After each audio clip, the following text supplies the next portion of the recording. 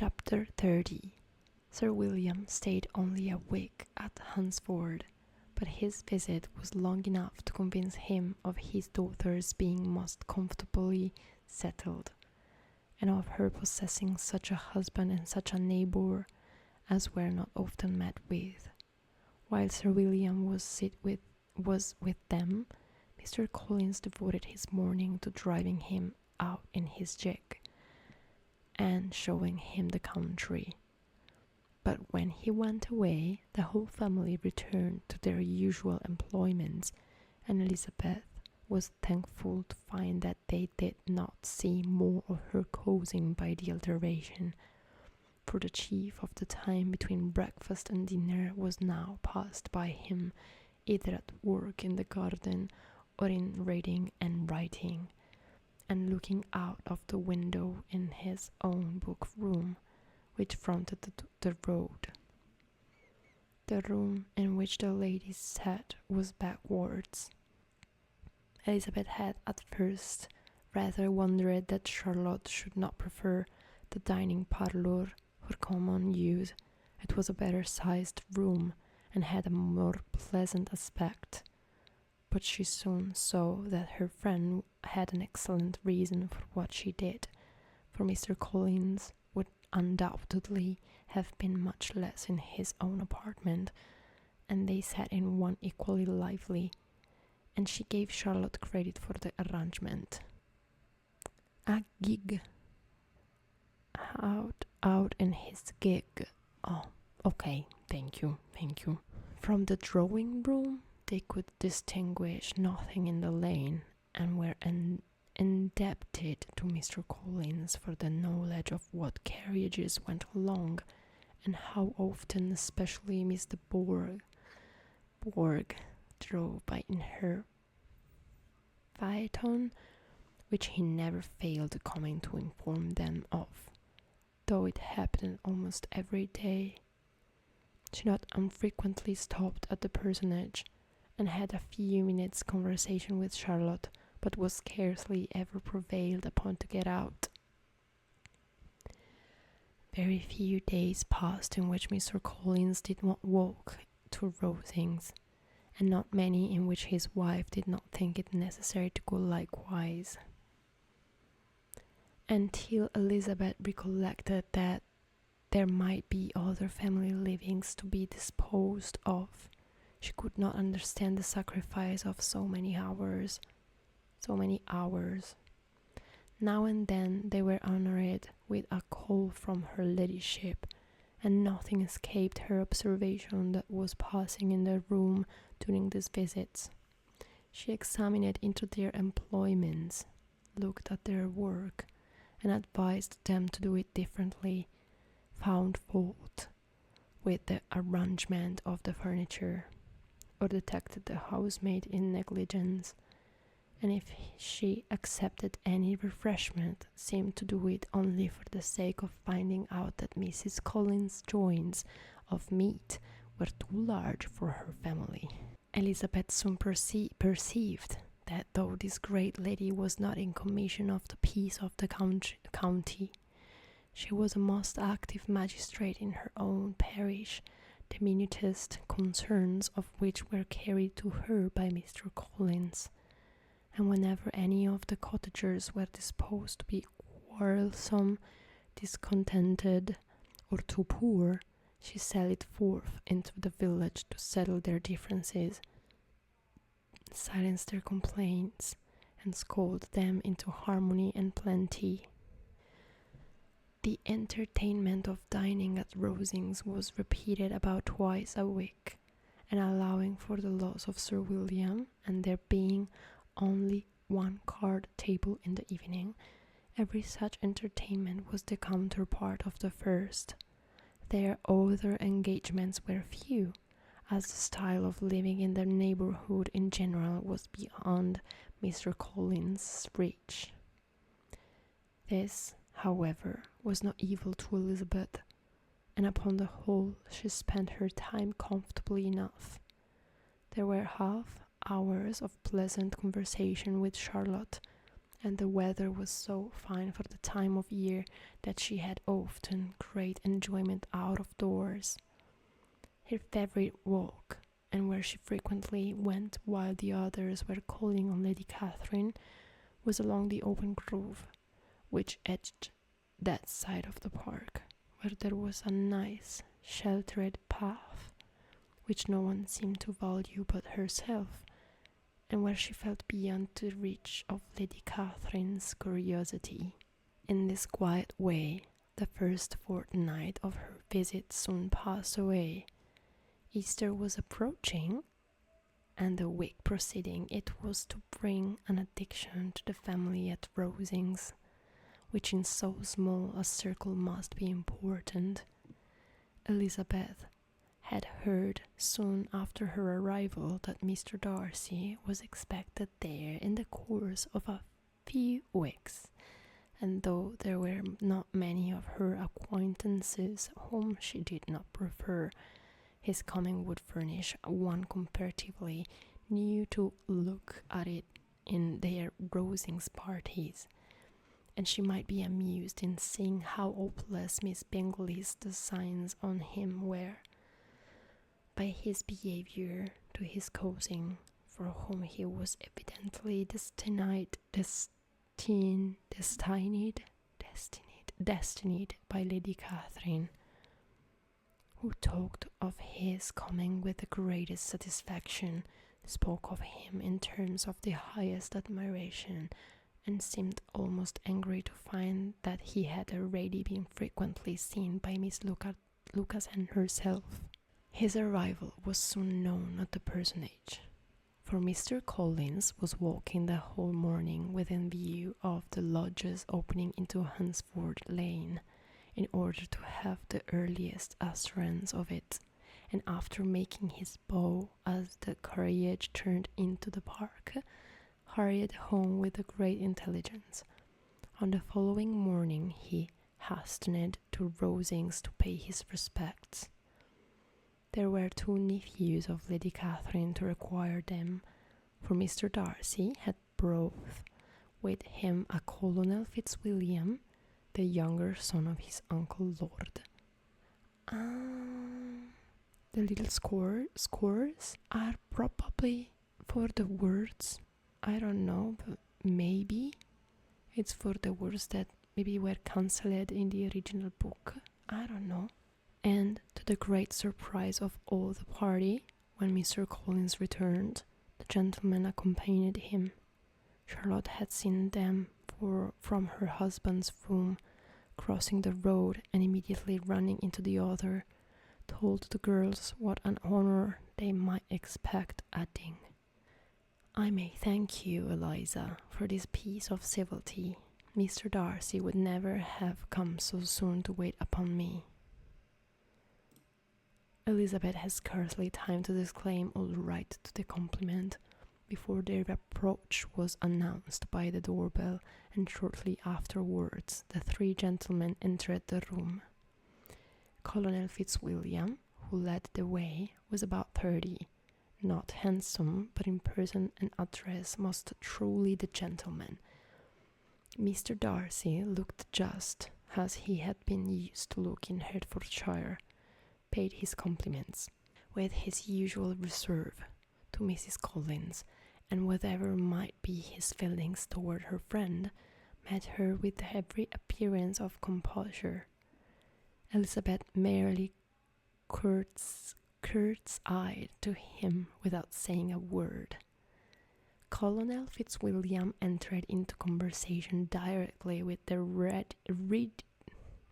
readiness and ease of a well-bred man, and talked very pleasantly, but his cousin, after having addressed a slight observation on the house and garden to Mrs. Collins, sat for some time without speaking to anybody.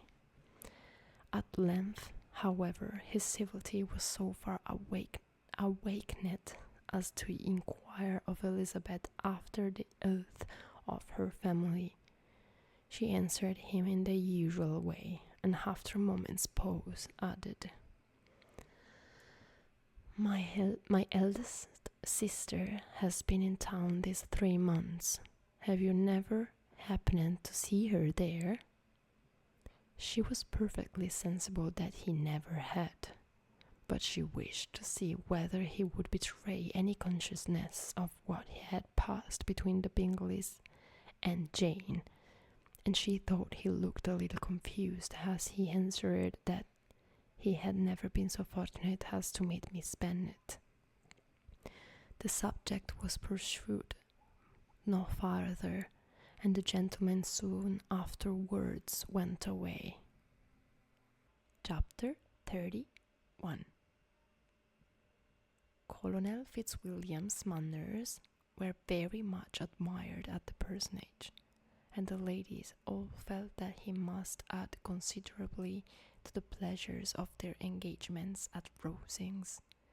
It was some days, however, before they received any invitation thither, for while there were visitors in the house, they could not be necessary, and it was not till Easter Day, almost a week after the gentleman's arrival, that they were honoured by such an attention, and then they were merely asked on leaving church to come there in the evening. For the last week they had seen very little of Lady Catherine or her daughter. Colonel Fitzwilliam had called at the personage more than once during the time, but Mr. Darcy they had seen only at church.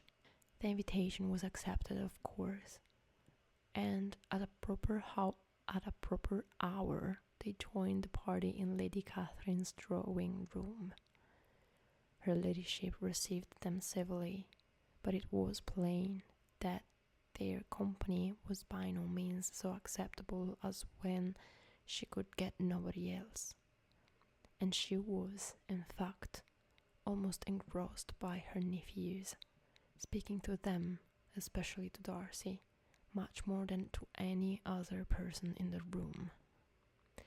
Colonel Fitzwilliam seemed really glad to see them. Anything was a welcome relief to him at Rosings, and Mrs. Collins's pretty friend had moreover caught his fancy very much. He now seated himself by her, and talked so agreeably of Kent and Hertfordshire, of travelling and staying at home, of new books and music, that Elizabeth had never been half so well entertained in that room before, and they conversed with so much spirit and flow as to draw the attention of Lady Catherine herself, as well as of Mr. Darcy. His eyes had been soon and repeatedly turned towards them with a look of curiosity, and that her ladyship after a while shared the feeling was more openly acknowledged, for she did not scruple to call out, "What is that you are saying, Fitzwilliam? What is it you are talking of? What are you telling Miss Bennet? Let me hear what it is." "We are speaking of music, madam," said he, when no longer able to avoid a reply. "Of music? Then pray speak aloud. It is of all subjects my delight. I must have my share in the conversation if you are speaking of music. There are few people in England, I suppose, who have more true enjoyment of music than myself, or a better natural taste. If I had ever learned, I should have been a great proficient, and so would Anne, if her oath and I had allowed her to apply. I am confident that she would have performed delightfully. How does Georgiana get on, Darcy?" Mr. Darcy spoke with affectionate praise of his sister's proficiency. "I am very glad to hear such a good account of her," said Lady Catherine, "and pray tell her from me that she cannot expect to excel if she does not practice a good deal." "I assure you, madam," he replied, "that she does not need such advice. She practices very constantly."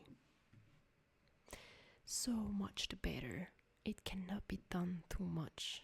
And when I next write to her, I shall charge her not to neglect it on any account. I often tell young ladies that no excellence in music is to be acquired without constant practice. I have told Miss Bennet several times that she will never play really well unless she practices more. And though Mrs. Collins has no instrument, she is very welcome, as I have often told her to come to Rosings every day and play on the pianoforte in Mrs. Jenkinson's room. She would be in nobody's way, in that part of the house. Mr. Darcy looked a little ashamed of his aunt's ill-breeding and made no answer. When coffee was over, Colonel Fitzwilliam reminded Elizabeth of having promised to play to him, and she sat down directly to the instrument. He drew a chair near her. Lady Catherine listened to half a song, and then talked, as before, to her other nephew, till the latter walked away from her, and making with his usual deliberation towards the pianoforte stationed himself so as to command a full view of the fair performer's countenance. Elizabeth saw what he was doing, and at the first convenient pause turned to him with an arch smile and said, "You mean to frighten me, Mr. Darcy, by coming in all this state to hear me? I will not be alarmed, though your sister does play so well. There is a stubbornness about me that never can bear to be frightened at the will of others.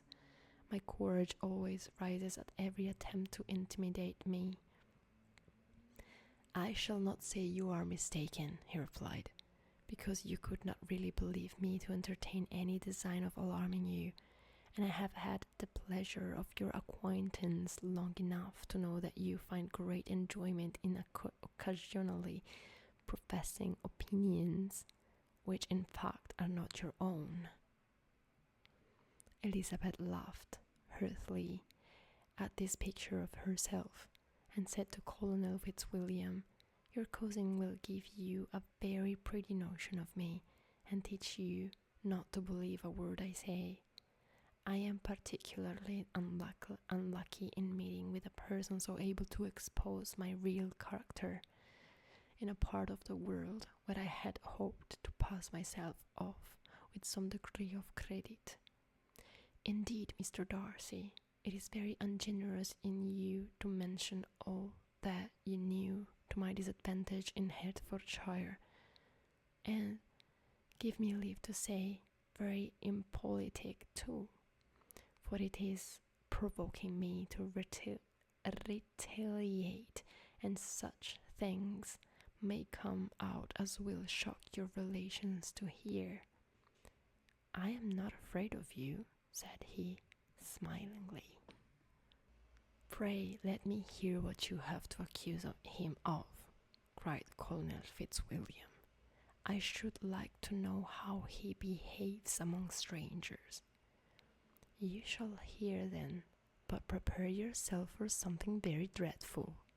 The first time of my ever seeing him in Hertfordshire, you must know, was at the ball, and at this ball, what do you think he did? He danced only 4 dances, though gentlemen were scarce, and, to my certain knowledge, more than one young lady was sitting down in want of a partner. Mr. Darcy, you cannot deny the fact." "I had not at that time the honour of knowing any lady in this assembly beyond my own party."